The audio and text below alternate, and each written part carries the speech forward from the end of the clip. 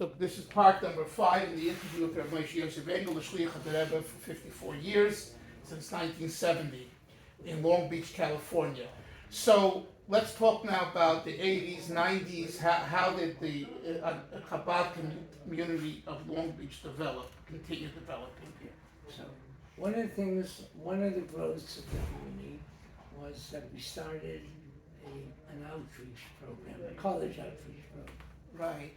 And the way it started is we had somebody who was very interested in college kind of work, and he said he'll help support it, A local person. a local person. And he helped support it, and I said, okay, we help support it, I'll do it. So once a Like week, you didn't have enough on your plate. right, so once a week, I was on college campus, What university of what? Long Beach? Long Beach, Cal State Long Beach. Right. Cal State Long Beach. Yeah. And the way it worked is, because I was a teacher morning and afternoon. You taught all day. Yeah, at that time, yeah. So on Wednesdays, the school made it that I taught from like 8:30 till 10. 10 to 10:15 was recess. 10:15 till 10:45 was Ivrit. 10:45 till was PE. And then in the afternoon, I taught just the opposite. Lunch, then was Ivrit, then was PE. So basically, I had a 3-hour break. Mm-hmm. And at 10:45, I hopped over to the campus, and it was a 15-minute drive, and I was there till 1:45. And what, you had a table? Yeah, well, at different times. I remember somebody coming over to me, and this is the second year. He says, "Boy, you guys know how to do this. Look at this. You put a sign, you put a 10-foot sign up. You do this, and he was talking about the sukkah. We built a sukkah on the campus." What year did you start this? In the 80s or the 70s? Uh-huh. I'm going to guess either late 70s or early 80s. And how many years did it? Well, I stayed on campus for about 20, 25 years. But in the interim, there got some people pushed from Hill director. When from Hill director came, so I worked with him for a while. But after a while, he was able to be there 5 days a week. I was able to be there 1 day, 3 hours. So I said, it just doesn't make sense. So that's when I started. Uh-huh. Okay. But that was after like 20 years. 20 years. I did Shabbos dinners, I did all kinds of stuff. Right. Now, Shabbatones. you must have taught hundreds, maybe thousands of children at the Hebrew Academy. And talk about the growth of Hebrew Academy from those 14 children to how many? To 300-400? Well, the Hebrew Academy kept growing and growing every year. It was very successful. Sai in the English department, or Sai In the Hebrew department. Hebrew department. And at a certain point, we got up to 300-400 kids. We Closed the registration. no, not close it didn't go higher. The cap at that. Yeah. I at the same time started running camp. Well, you said you made a camp. You made a day camp the year after you came. Yeah, 72. Right. So I'm saying, but I was running and the camp grew and it grew and it grew. It was 1 year actually that the state of California, I forgot the guy's name, but anyway, he passed in that there should be no summer school that year because it would cost this city too much money. I don't remember the detail. I just remember that year our camp went from 225 kids to 355 kids. That was the only year. Oh, and then went back. Whatever. Right. Now, were you also responsible for the finances of the camp? Yeah. Everything. I ran the camp, period. Mm-hmm. And did a very big job in hiring good counselors. I went into New York every Yud Shvat, even after I was married. I mean, Yeah. After, and that's when I met the counselors from last year and asked them to help me pick up counselors from this. I beat the crowd. That's what happened. Later, I mean, now you start already. Right. The day after summer, you already. But it was always a day camp. It wasn't an overnight camp. Right. It's a day camp. And mostly were for the children of the Hebrew Academy of the school that attended the camp. No. Academy and others. Where was the campus? On the Westminster campus? Yeah. The school campus. School campus. Right. Well, when we were in Long Beach, so we had part of it was in the Shul, and part of it was in the park. Right. Because we had boys and girls, and Right. and we rotated. Right. But once we moved to once we got the building, because we were for a year without the building, also in Westminster. Uh-huh. But once we got that building, that became, it was 10-acre building. Right. Right. Okay, so we spoke about the camp. We spoke about the college programs. What other interesting things did you do in your 54 years in Long Beach that you didn't tell me about? Because I know that you're Yodi Bakoyo, you had hands and everything, in a positive way. I don't remember what else. Right, and you were a paid employee of the school, right? You didn't have to raise your own funds. Also, all your Projects were, but many of them were not projects that cost money. Like, Right. for example, my classes. Right. I have a lot of classes that didn't cost money. Right.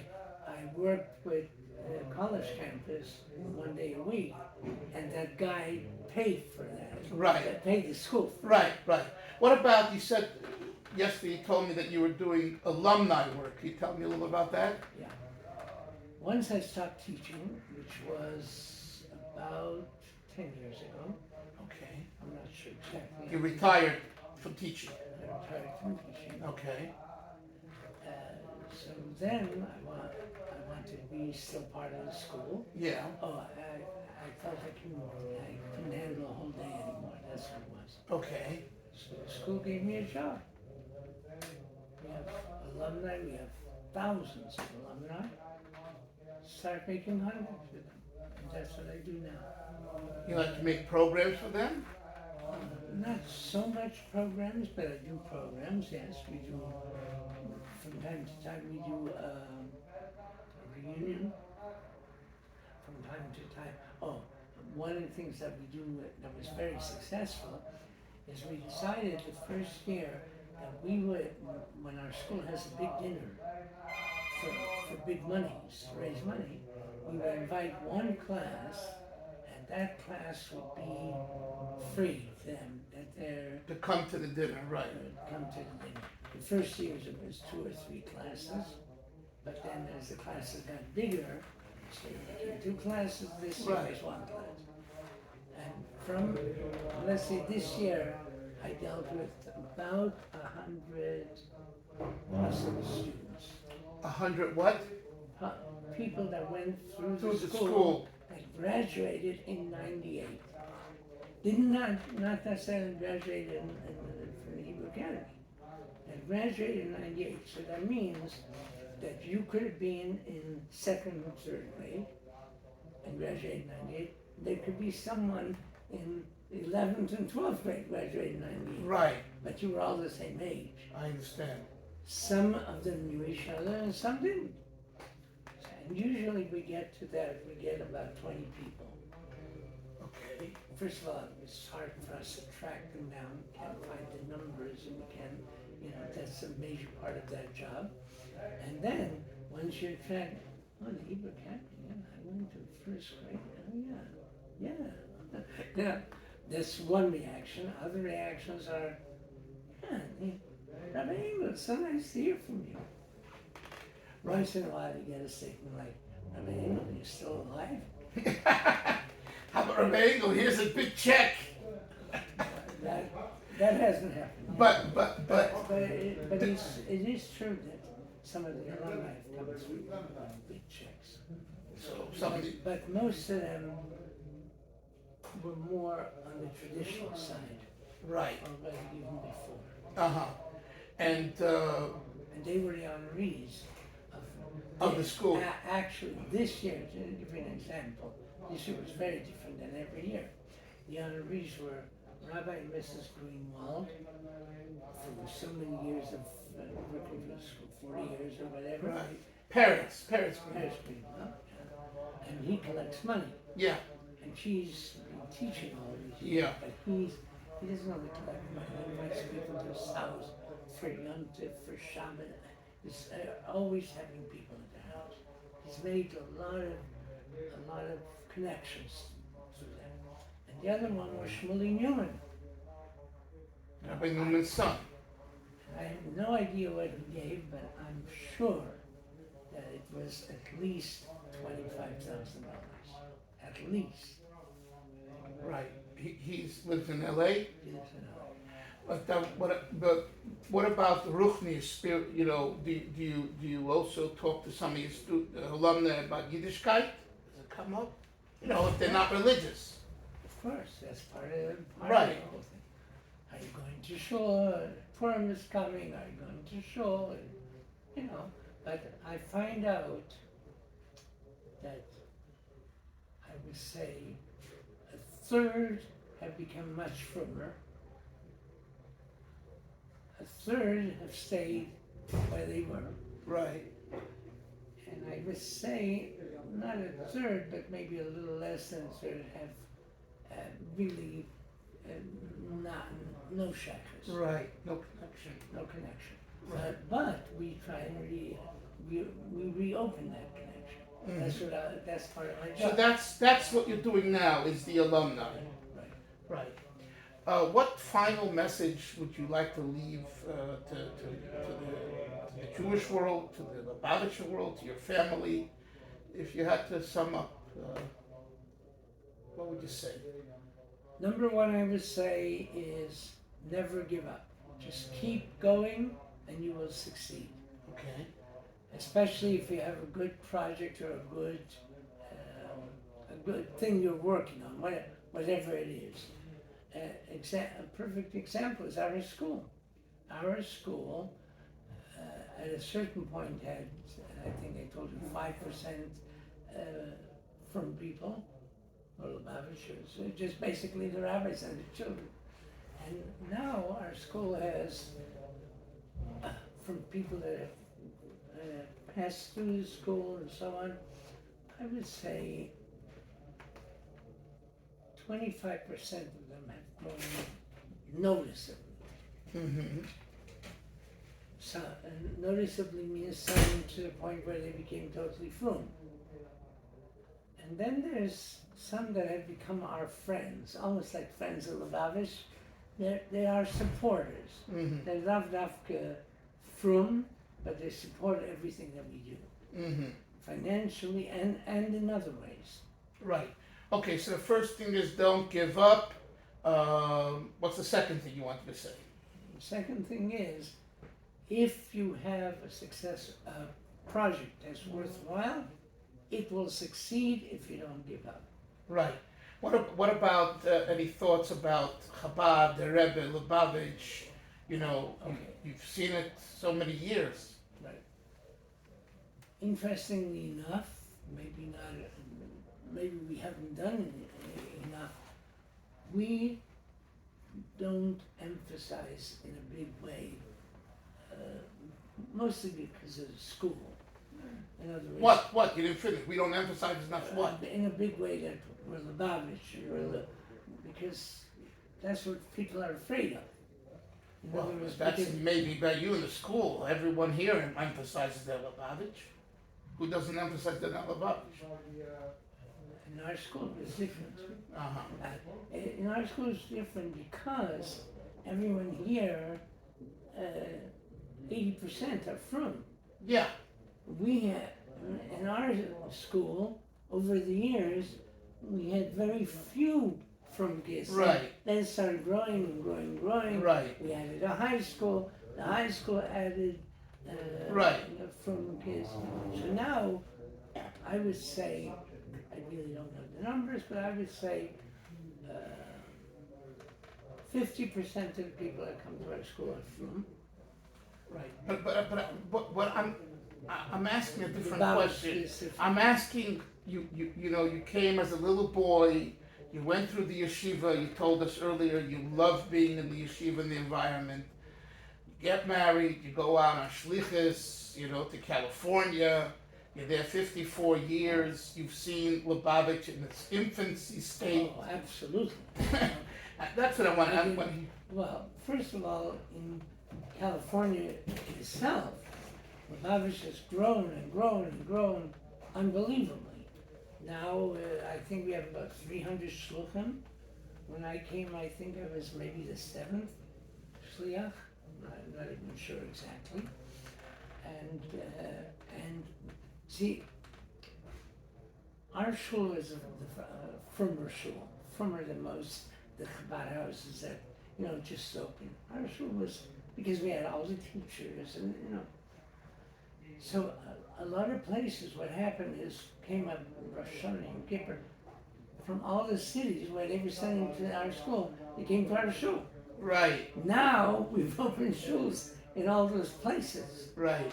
So in a sense, some of the people have become much closer to Chabad because they're supporters there. They Right. work there, they daven there. Right. So, I don't think people have become less comfortable with Chabad.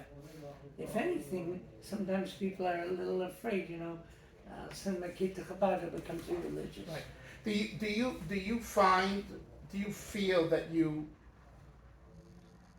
missed out on, you know, being in New York in the center with you know, Frumkeit and Yiddishkeit and Chabad, and you know, in a way it seems to me, tell me if I'm wrong, you were sheltered.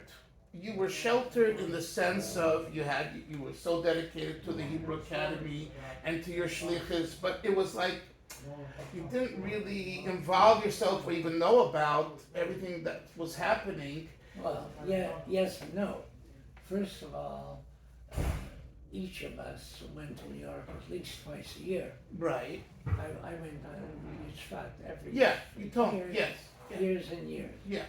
Besides that, I mean, we ourselves are total about Yeah, of course, of so course. we learn about it. Yeah. We speak in our speeches. Yeah. Is the Rebbe's voice coming Right, out, right. and so on. That we probably less than many shluchim. A lot of shluchim felt get them involved in meanwhile and bring them to the Rebbe. Right. That wasn't our emphasis. It was not your emphasis, No, right. Maybe that was, maybe it was because we had a school rather than they had a shul. Right, We had a shul, so you want to bring the Baal Batim or something. right. We have a school, you're not bringing the little kids. Right, right, Although at a certain point, the high school girls, right, every 2 years or so, go to New York and. right. Okay, anything else that you want to? Yeah, I just want to talk about. Thank you very much, Rabbi Engel, for your time. We shall live till Mashiach. Oh man. Gesundheit and Freiligkeit, to have Yiddish Schmachas of your family, children, grandchildren, great-grandchildren, and we shall only see each other on such wonderful occasions. Close that and I'm going to tell you just a few.